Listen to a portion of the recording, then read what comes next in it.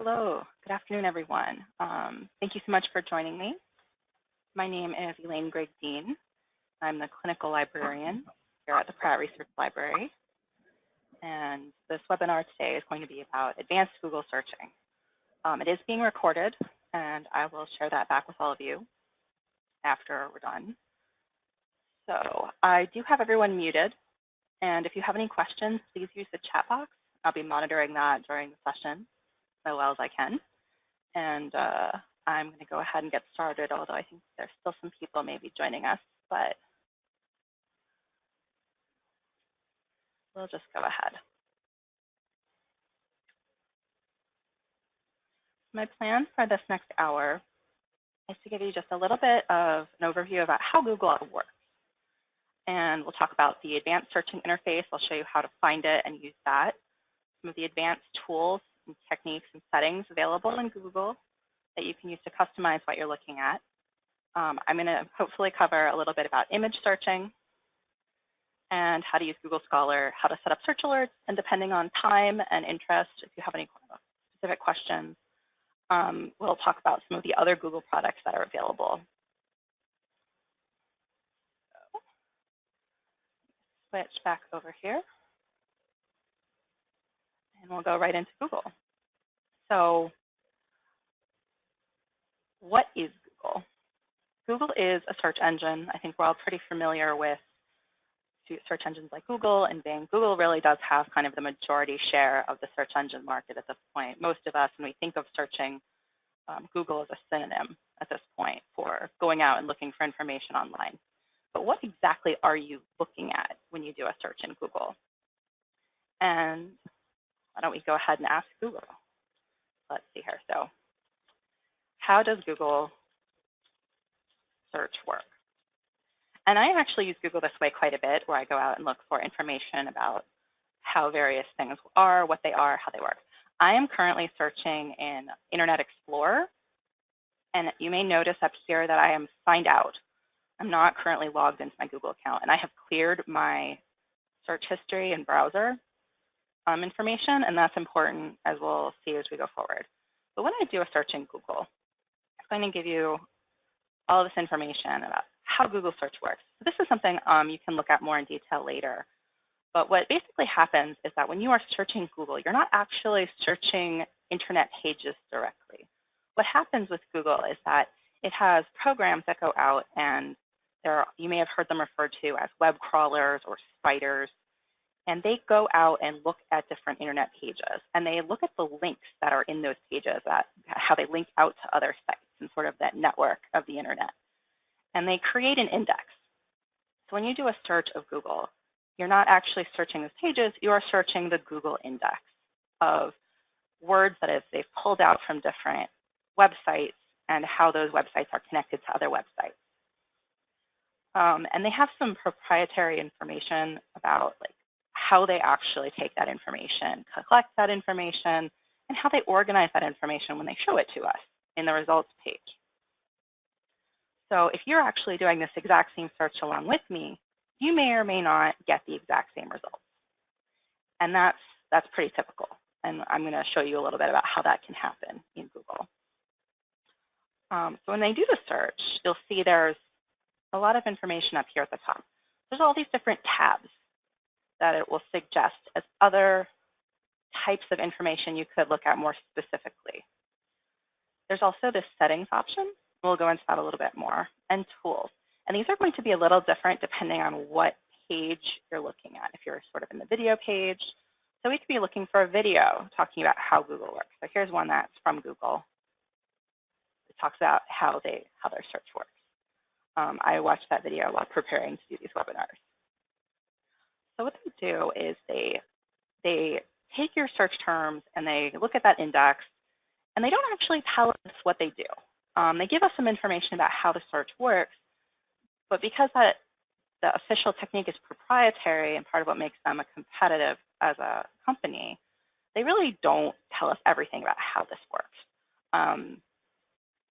So when it sorts, they do a lot of this personalization about how the information is sorted, what they do in terms of their relevance ranking to what comes at the top.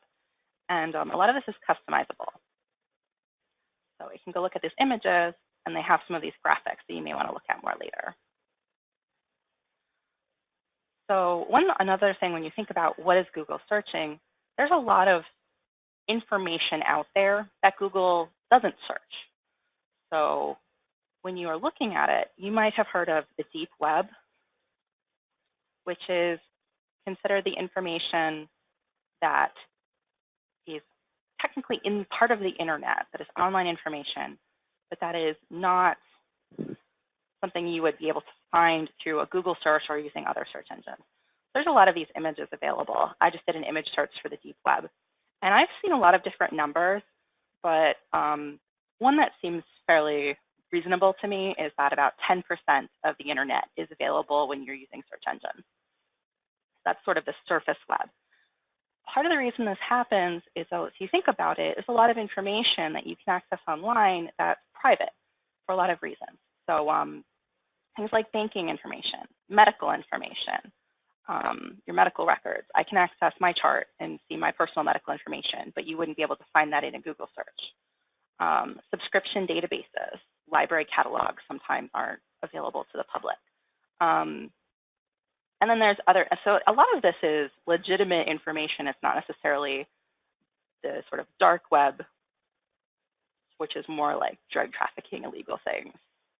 And you can look up more about that if you're interested. But it does mean that when you do a Google search, you're not going to find everything that is technically available. You're not going to find everything that's available through the Pratt Library subscription resources. And that may mean that it's not always the best place to start.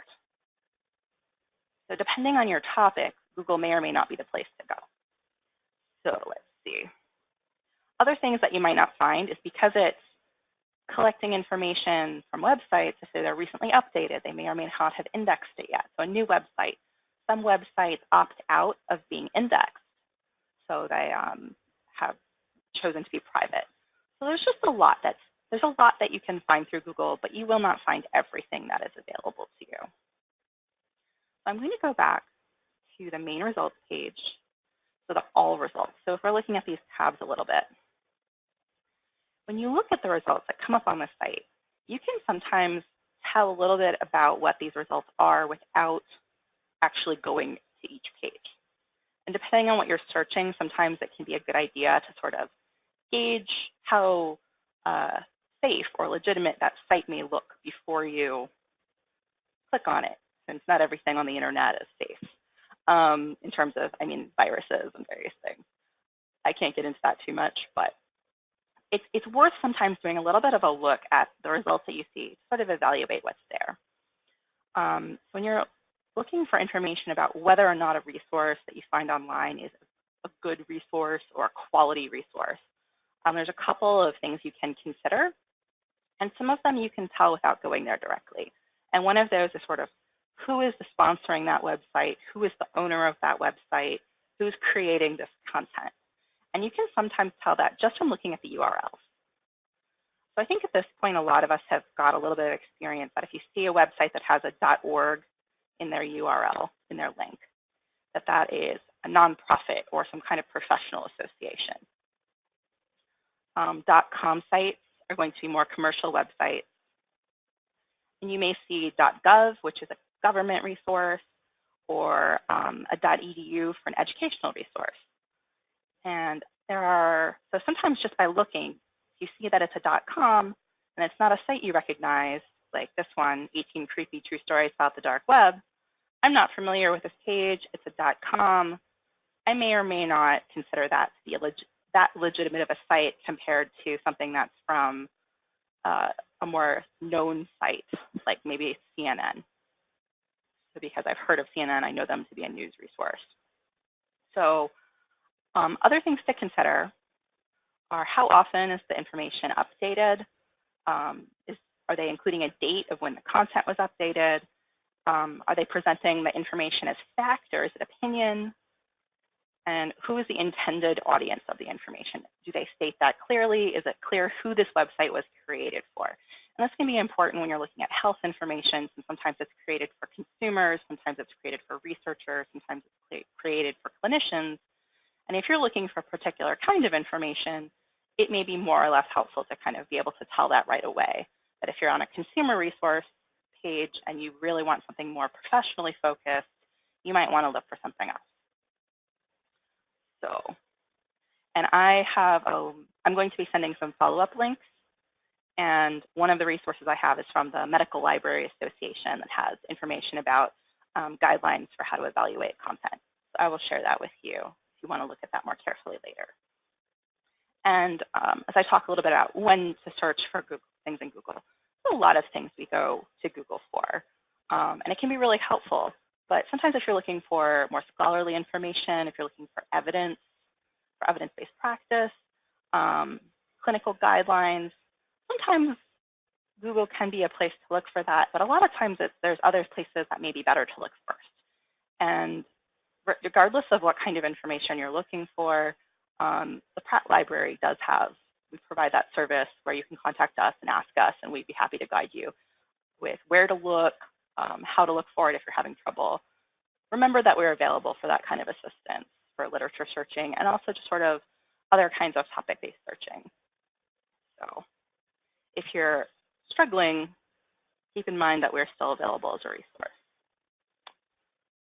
So continuing on to kind of go through this overview of the different tabs in Google. So the all content is sort of pulling in all of those different types of things. And Google has tried to help us by providing these sort of search subset tabs with particular categories of information. So if I switch, I can look at information about deep web videos. Or maybe if I'm looking at images, I can click over there. And depending on what tab you're in, so if I switch over here to the news tab, it's going to provide things that Google has identified as news resources. There's Google Books. And the options it shows you will be different and in different orders depending on what you search. And then there's this more will provide another set of options. So it sort of provides these results. I think it's a little bit based on, it's hard to conclusively get answers about some of how this works. But I've heard it suggested that they're ordered based on like the number of results for each one. I think it's also somewhat based on what Google has identified as the context of your search as much as their algorithm allows them to. But we do have this settings tab here. When we look at this, there's some additional information available. So there's the search settings. And this is a place, if you haven't looked at this before, where you can go and adjust a little bit about how the results are. Now, I'm not signed in, so it's not necessarily going to remember this if I change my settings and then come back later. But if you were logged in, it should remember that as long as you're logged in with the same account. So safe search is an option where it helps block out what it considers inappropriate or explicit images.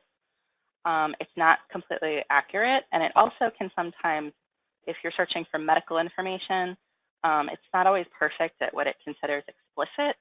So sometimes it may block medical information. So that's why sometimes we don't necessarily want that. But it is available if you're wanting to try that, if you are concerned about search results coming up. And we have a question about whether Google Scholar is a good resource for journal, article, and medical information searches. And the short answer is yes. And I'm going to talk about Google Scholar a little bit more. But it may not always be the best place to search first. And I'll talk about Google Scholar a little bit more as we go forward. So you can adjust the results per page. But one thing that may be important, and this will dramatically affect your search results, is the search history. So Google personalizes your results based on a lot of information. So it keeps track of your search history. Depending on the information available, it will get a sense. So it has this region settings. It says current region. And it's figuring out where I am currently located based on the IP address that I'm accessing the internet through, which is going to indicate that we're in Cincinnati at this moment in time because I'm accessing through the Cincinnati Children's Hospital Network, that range of IP addresses. And all of you may or may not be accessing the same way.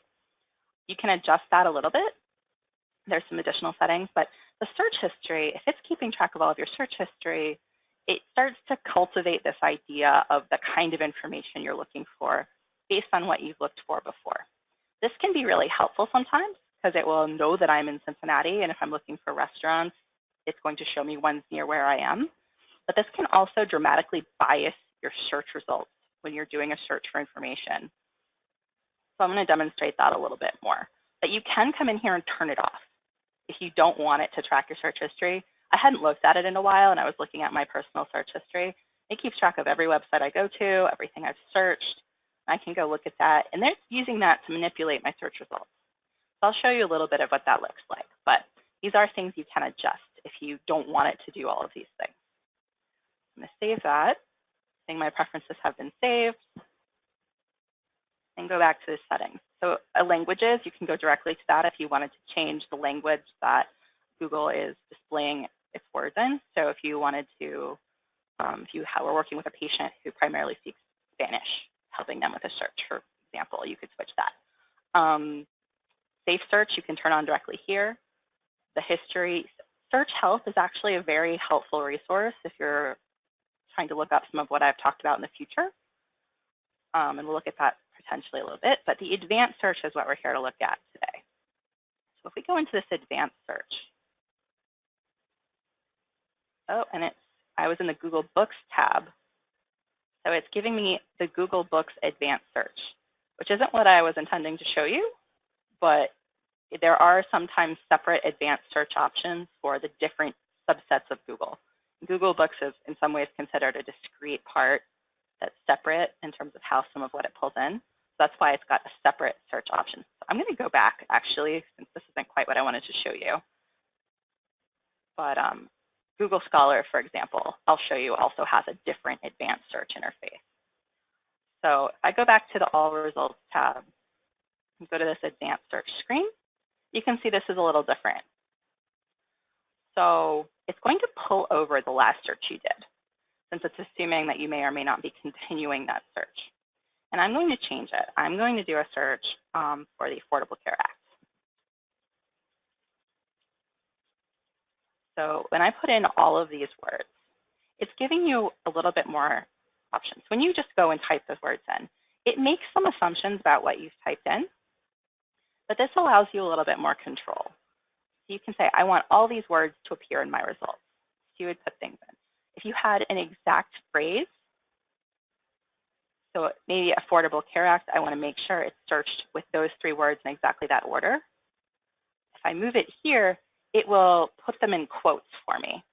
So it would make sure that they're only going to come back in that exact order. Any of these words, so by default, Google assumes that you want every single word you type in to show up. If you wanted to include some synonyms, you had some interchangeable words you wanted to search, or you want to do different word endings.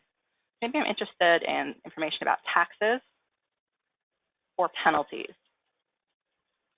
I want information talking about taxes or penalties or both of them together. I can put that in here and it will give me results for either one. If I had something I wanted excluded, I could put this in. So this can be really helpful if you're getting results that don't seem relevant. I don't have an idea of what I might want to put in here yet, but I could do that later. This numbers ranging from is if you wanted to put a range. So sometimes if you're shopping and you want to say you want items between $10 and $25, you could put that in. There's a lot of other things that are available for Google searching that don't come up here. But again, we get that language. So this is going to limit the language of the results pages. So if you wanted to choose a specific language, that would give you that option. Again, region. So if you want, if you were looking for information about the Affordable Care Act specifically in Canada for some reason, it wouldn't really make sense, but you could limit it to a different country. So if you were looking for information maybe about the how healthcare works in the United Kingdom, you could switch the region. Last update is their date limit. Maybe I want more recent information. I only want things that have an indication of the past week. This isn't perfect because not all websites really accurately list the date that the information was created, but you can do some limits here.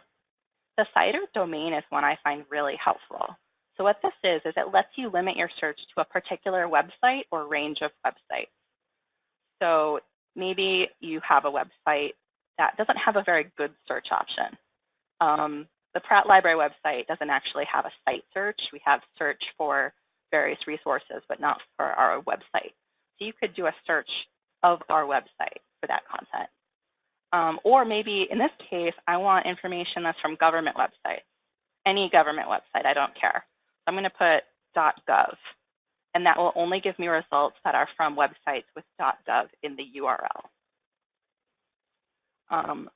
I could potentially limit it so that only the terms are only appearing in the title of the page or in the URL of the page.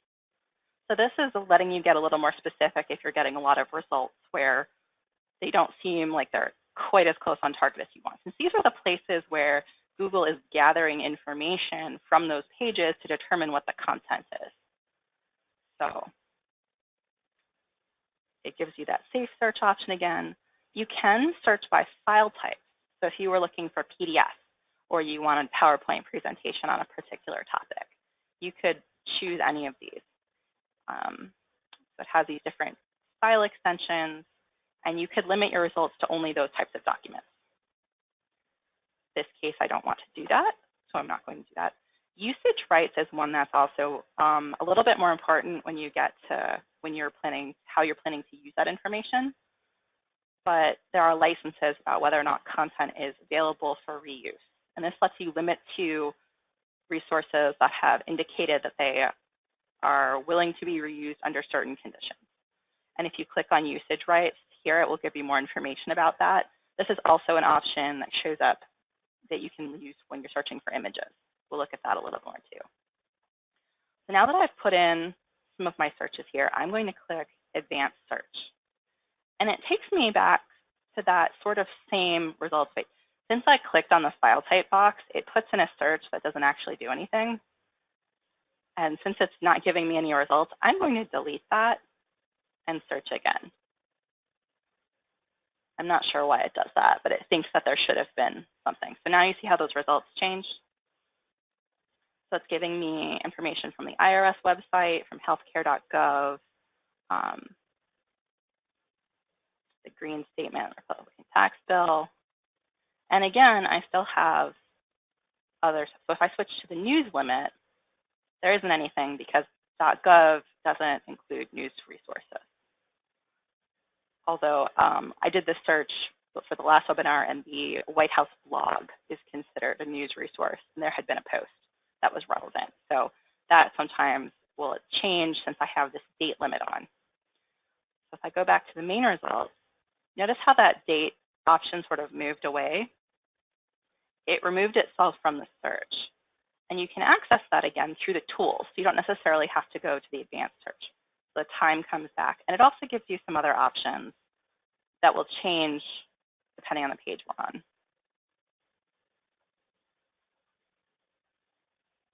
So, all right. So you see how it's putting information into the search box from the advanced search. But you can actually type words directly into the main Google box using this sort of information, these codes, these different these operators, for lack of a better word, and do an advanced search directly from the Google homepage, if you know what they are.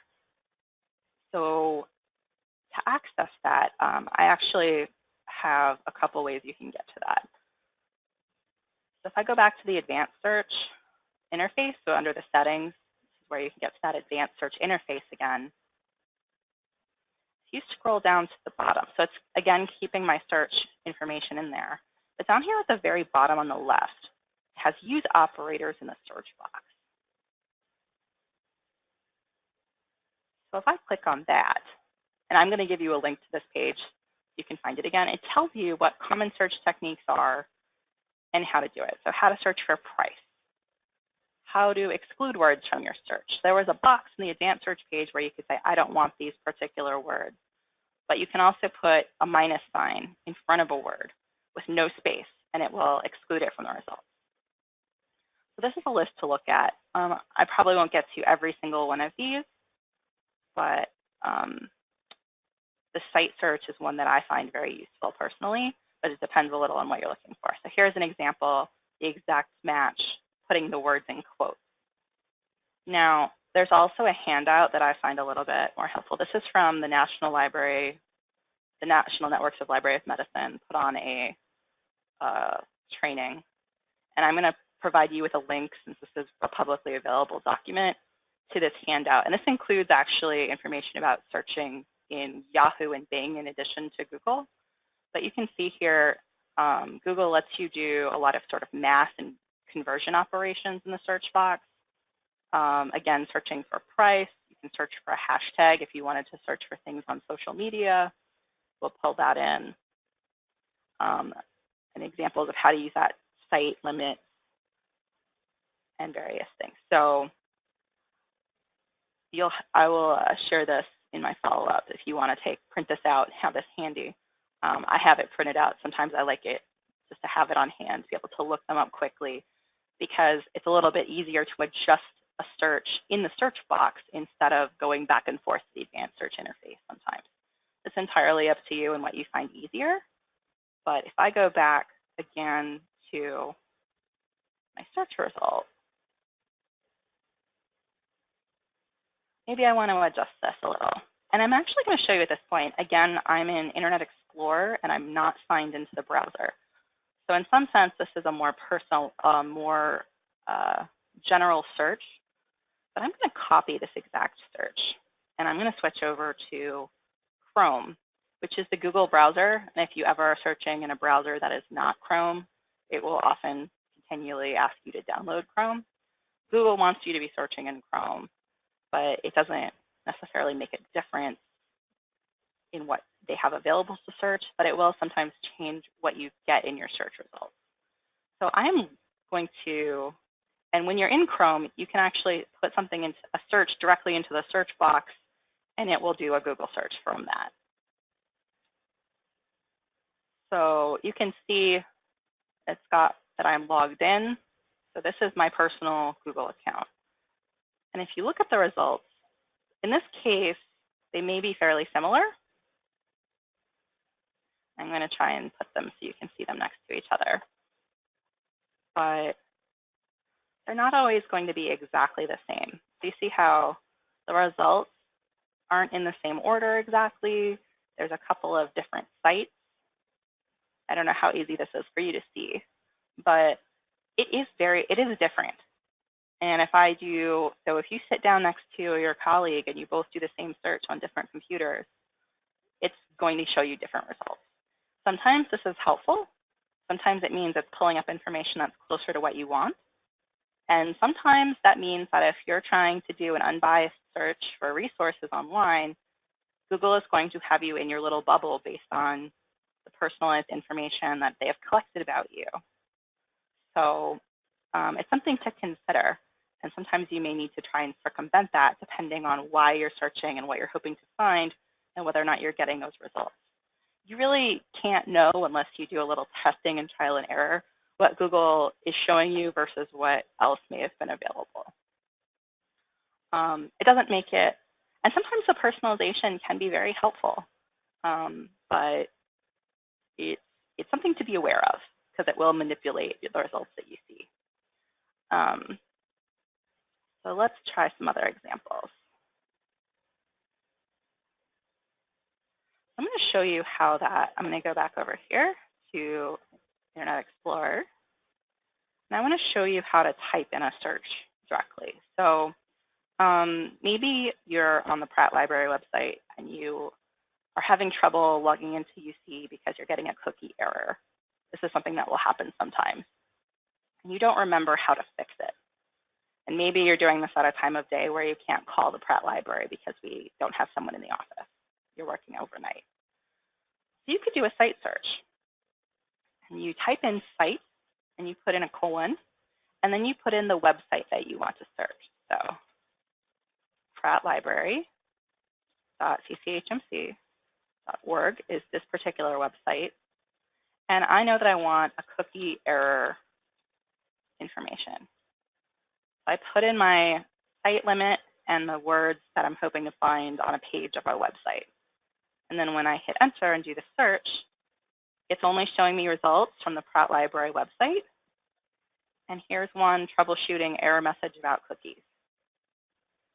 So this can be really helpful if you're trying to search on a site that doesn't have a particularly good search interface. It only works for public pages that have sort of allowed that to happen. But it can give you, some of the government websites are sometimes tricky, or a journal website sometimes will let you search it this way. Let's see.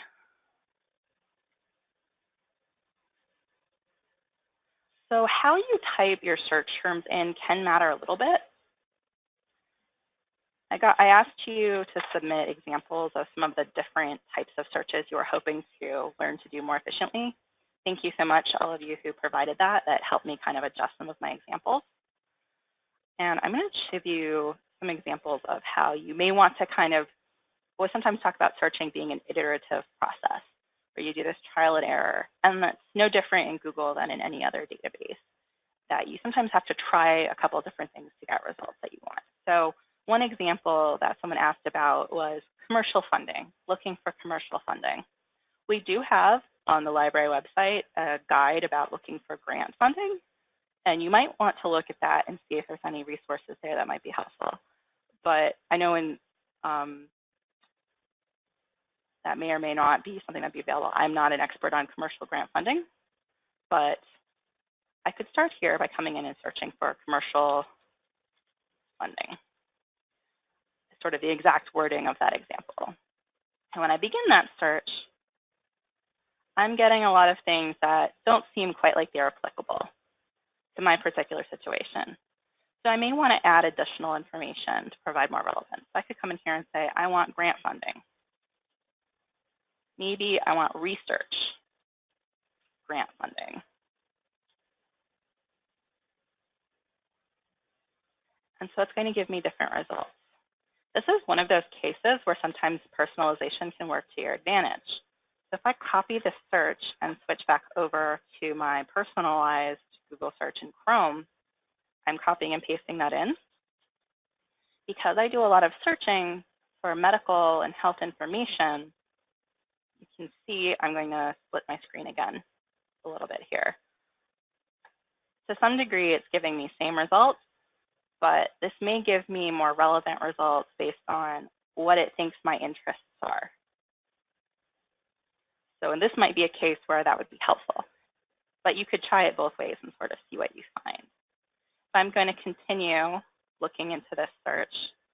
When I was doing this in the non-personalized one, I was getting a lot of real estate grant information. So I was I did a minus sign. I don't want that. I could do real estate as a phrase search with a minus sign that I don't want that information in my results. And I can use that to exclude that kind of funding. Maybe I want to find information from professional association sites, nonprofits. So I could put in site, and with commercial funding that may not be what you want, but I can do that .org limit with a site, and it will give me results potentially from professional associations, research seed grants. And this is a case where the particular subject that you're hoping to get a grant in will matter. So depending on the kind of project you're working on, you may want to add additional information and details about that to see if there's more specific research funding out there on that particular topic. You would continue adding and potentially removing words that weren't relevant as you kind of went through. So does anyone have any questions so far?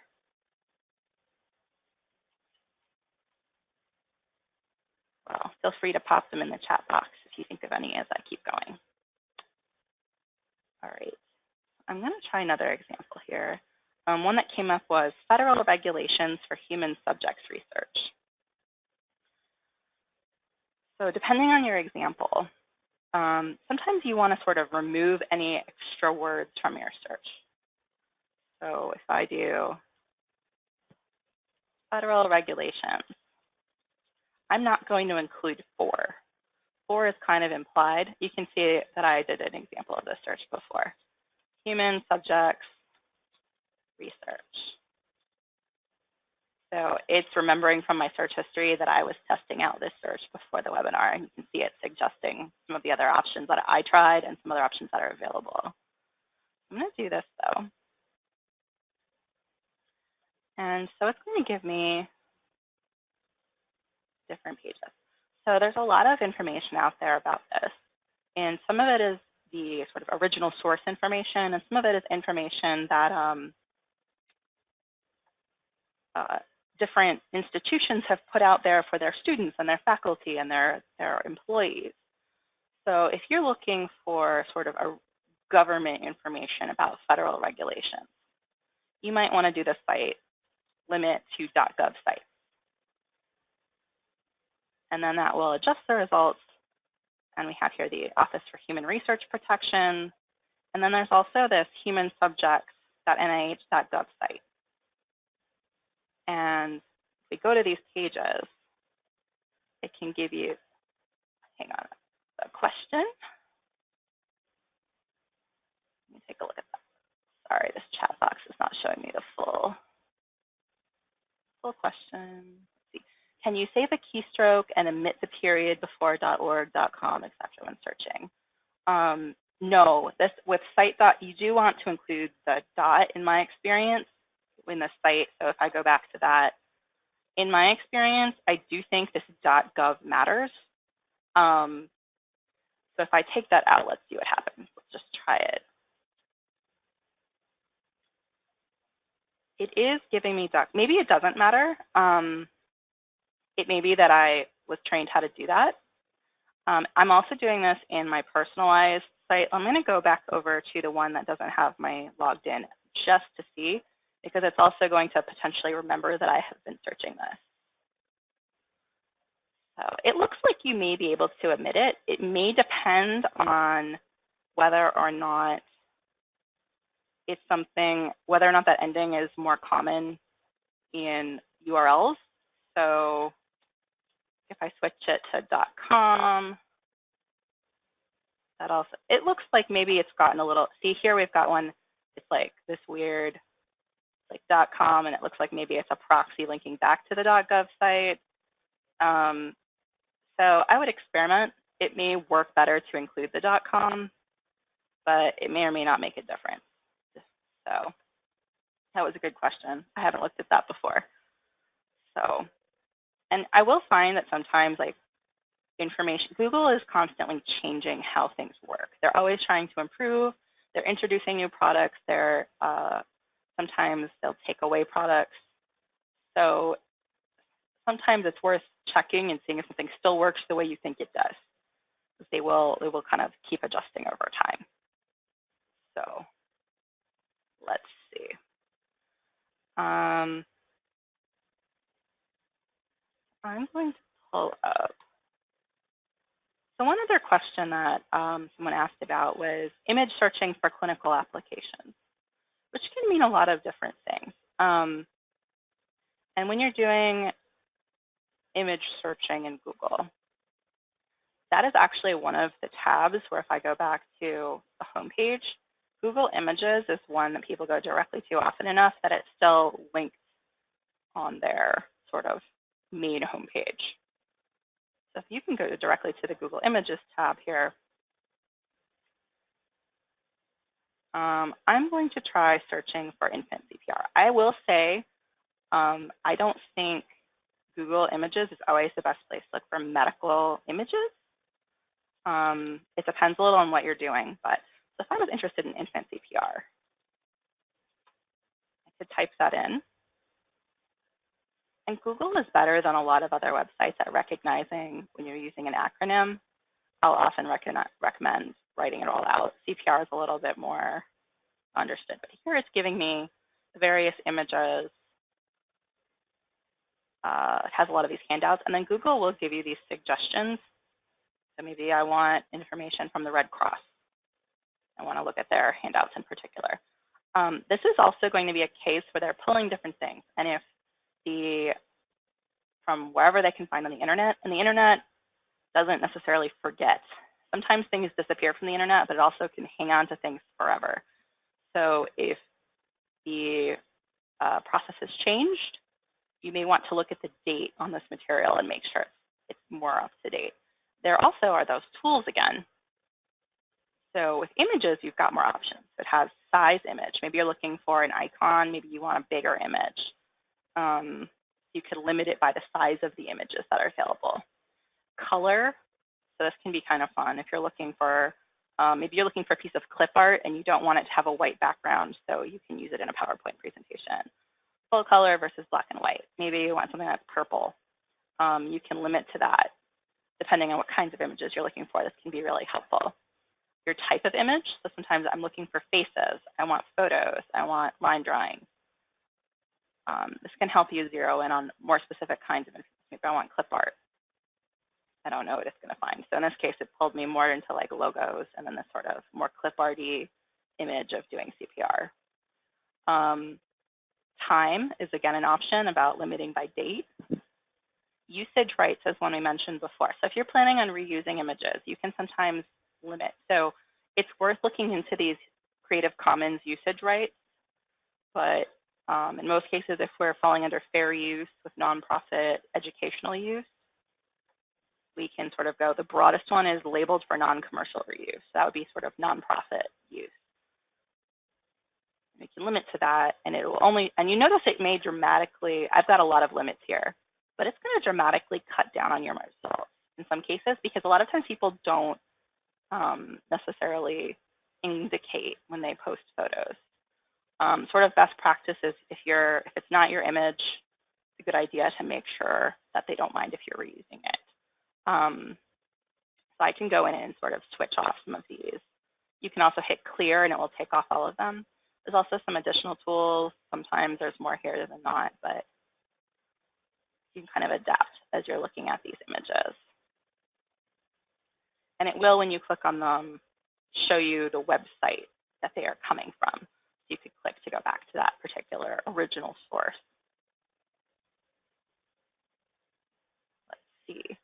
I'm going to send you in that follow-up additional resources about image searching, since I don't think, for some topics, it's not necessarily as helpful. You can also go over here and look at videos. I think the video searching can be really interesting. So here we have, now we're getting some instructional videos about giving infant CPR. And maybe this is another one where I want to limit it to, I want to look at .org sites and see if they're coming from various different resources. Maybe I want to go back and try. And I forgot to put in the colon. The colon does matter. That one will make a difference, more so than the period, apparently. .org. I could say I want things specifically from YouTube. You find that easy to use, or you want to use it on your smart TV, and find this video here. You can see sometimes how they have the dates. So this one may be more recently updated than this one here, which may help you make decisions about which videos to look at. Sometimes you'll see these little drop-down arrows next to a URL. In this case, it's giving you an option to find similar videos. But if I go back to the main results page, and I'm going to take off the YouTube limit so I get results that aren't videos. But this sometimes will also give you an option for a cached version of the site. So this is when it's saved, kind of, maybe if the site's down, there may be an offline version that Google has saved. Or the website has changed and you're trying to find an older version. Sometimes can be a place to look. So that can be helpful sometimes if the page isn't working as you expect. It is something, though, that if you're, that's why you want to keep track of the date you searched. Let's see. So we have a question. When you just searched for infant CPR, CCHMC's video showed up at the top. Is this because our video is most popular or because Google used your search history? Let me go back here.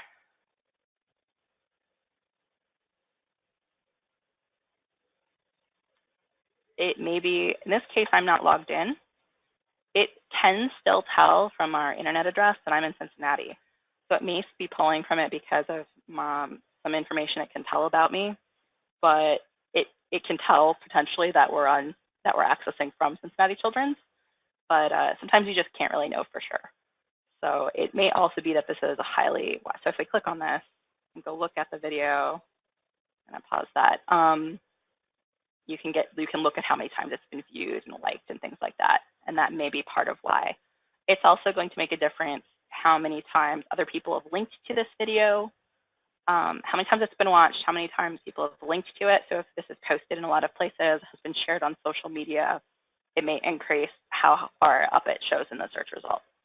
So yeah, it's hard to say with any kind of certainty why something is higher up than others. So Google has its own sort of secret rules for how it decides what's relevant. They really want to try and find things that you like, which may not be, and that's unfortunately though, if we think about it, we all want the things we think are true to be true. So that doesn't always mean that's what we find based on our sort of personal preferences is the best information available. But there's only so much sometimes we can do to guard against that. Being aware of it is the first step. So let's see. Let's look a little bit at the videos. So you can see with the videos give you different tools, so different quality of videos, different duration if you wanted to find shorter versus longer videos. So it really can be worth looking at those tools if you have a specific idea of what you're hoping to find. Sort of customize that a little bit. All right. I'm going to try and give you a little bit about Google Scholar. So I'm going to show you just from sort of when you're at the main search page. And actually, I'm going to switch back over to Chrome. I want it to be logged in while I'm showing you some of this. So one of the other examples that came in was a question about looking for which bereavement services provide more grief support for parents with perinatal loss. You guys have, it's amazing the diversity of the questions we're all going looking for. But that's another case where you're going to want to kind of reduce the question down to a more simple, like sort of the core pieces when you're starting to search it. So bereavement support, parents, perinatal loss. Now this is a question where we're looking for what the best options are. So we're kind of looking for the best evidence. This is a question where it might make sense to look more directly in a scholarly database for this, especially since when I start this search, it is suggesting maybe I want scholarly articles. So Google also is like, maybe you want research for this particular kind of question. You're looking for what's best. So it is letting me click over directly to Google Scholar. Now we could have gone directly to Google Scholar and typed in this search here as well. But once I flip over to Google Scholar, you'll notice it sort of separates itself apart from regular Google. So it's not giving me all those tabs. It's not letting me just sort of switch between them to sort of adjust what kinds of results I'm seeing anymore. So in that sense, Google Scholar is both connected and separate from the regular Google searching. So it's giving me, but again, Google Scholar is similar to Google in that it is adjusting based on your personal information, and it is going to provide results. So sometimes you may wonder why older results tend to be at the top of your Google Scholar results. It's because it's still using that I've been linked to and cited more as its measure for what should be at the top of a search result. So if an article is older, there's been more opportunity for people to cite and link to it. It's going to be higher up in the results. You can now, it didn't used to be possible, but you can limit by date range. And it's a little bit more reliable for journal articles since that's a pretty standard piece of the citation. You can also see here there are these links to full text. And we're seeing here find it at UC and find it at Pratt. This is actually a setting you can change. So if I did this search, I'm going to switch back over. Hopefully I'm not making you dizzy. So if I do this search again in my non-logged in option and I go to that search in Google Scholar, I did that really quickly, I know, but see how it's not showing me as many of those links? This is because with my personal account, I have saved the settings in Google Scholar to connect to full text subscriptions through UC. I'm going to send you instructions on how to do that, but the way you get into some of this is through this little spot up here in the top left where there's these 3 lines is where you can access Google Scholar's sort of menu of advanced features. They have a settings option down here, and there's a spot with library links. You can also adjust whether or not it includes patents in the search results, whether it's searching case law versus articles. I have not used it for legal searching. I cannot speak to that and how well it works. You can change how many results you have. So you can go from 10 to 20 if you want more results to appear on the same page. You could have it open things in new browser windows. This is one that if you're using EndNote, you can have it show you an option to import your citation into EndNote. So it's worth kind of checking out some of these options. But the library links one, you can see if you search for Cincinnati, if it's not here, it's going to let you give that a choice.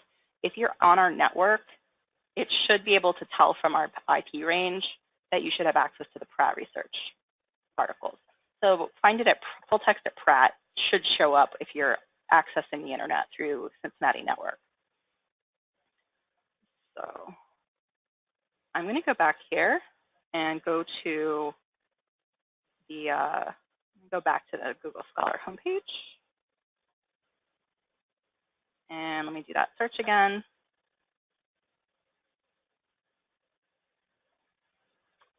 So there's this alert option. We talked about looking at alerting. So the Google Scholar alerts are different. You can see here, it's going to pull over whatever my search was. See how it's sort of decided on its own that it's searching in the title for perinatal loss? And it's using my personal email address. And I can decide how many results I want to get at a time. And I could come back and change it later. And I can create this alert so it will email me when there's more articles matching this particular search. So this is going to be specific to Google Scholar. Create that alert. And you can see here, I've also got one saved for pediatric migraine.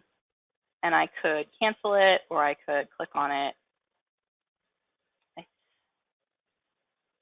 I haven't used this that much recently, but I think from the email you get, you can go back to edit it, or you could cancel it and create a new one if you decided you want to change how it appears. They don't give you a whole lot of control over that, but you can also go back. I'm going to go back to the search and see how it's only showing you different things depending on what page you're on. So from the results page, it gives you a lot more options. But the advanced search, there is also a specific advanced search that you can access from that menu, and it will again pull over the search, but it's a little different for Google Scholar than from the other point. So you could specify, it gives you some of those same choices, and you can do some of those same operators. So I could say bereavement support parents, perinatal loss, and then say I want to exclude something. You could use the minus sign in the search box the same way. Those operators should mostly work directly from the search box page the same way they do in regular Google. They're mostly interchangeable, although some of them are not going to work as well or just based on the kind of information that's available. So like the social media hashtags probably wouldn't work that well in Google Scholar. But if you are looking for, one of the things I tend to use Google Scholar for most is sort of known item searching, where I'm looking for the full text of a particular article, because those full text links can be really handy. I can look up for a citation and I can copy the title in. And also for cases where I am doing a search and the information that might be my results is located in the full text and not necessarily in the citation. Because what Google Scholar does that's different from most databases is that if it has access to the full text of the article, it will search in the full text and not just the citation. Sometimes that's helpful when you're sort of having a hard time finding anything. Sometimes it means you're getting way more results that aren't necessarily as relevant as you want them to be. So it does let you specify this, but it's worth knowing, I think, that those are some of those options. You can adjust that accordingly. Now, I'm going to go back to regular Google. And there isn't, see, like there isn't an easy way back from this point.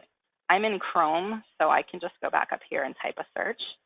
And I'm going to try that Affordable Care Act again. It's suggesting my answer, and I'm going to do that search. So when you're here, there isn't really a way directly to find the alerts. They don't make it as easy to find it as they do in Google Scholar, where there's that sort of box right there in the menu. I will often, if I can't remember, just search it. If you search for a Google product in Google, it usually finds it. So if I search for Google Alerts, it will take me to it'll give that as a result. So google.com/alerts. I'll put a link in the follow-up directly to it. But you can see here that I have a number of alerts set up. I want to know if people are writing my name online, or if someone has the same name as me and there's something online. It's kind of a good idea to monitor what comes up when people go out and look for you sometimes. So I have a lot of alerts set up with my name and variations of my name and where I'm located, so that if something pops up from a blog or something like that, I'll get information so I can be aware of what's happening. You can do a search up here, and it also gives you options for things you might be interested in that you could create an alert for. You could pick on those too if you have something. So I could look at, if I click lung cancer here, it basically is just doing a Google search, and it's giving you the preview of what kind of results you're going to get. So you can adjust it. Maybe you want to limit it to .gov sites. I can type. You see how it's adjusting it to show me what it's finding. So give me things from the FDA. And there are options.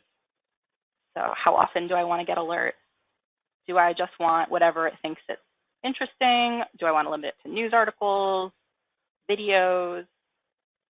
Do I want different languages or regions? Do I want the best results or all results? So it's not as specific as some other kind of alerting options, but it gives you some choices. You can also, if you use an RSS feed, like Feedly, create an RSS feed and be notified that way. But it defaults to email. You do, for both Google Scholar and the regular Google Alerts, have to have a Google account. It doesn't let you can create a Google account with a different email address if you want to, but it does kind of require you to have the Google account, and it will send the results to your Google email address. And I can create that alert, and here they will let me edit them or delete them if I don't want them anymore. So, all right, we are about out of time here. Does anyone have any questions?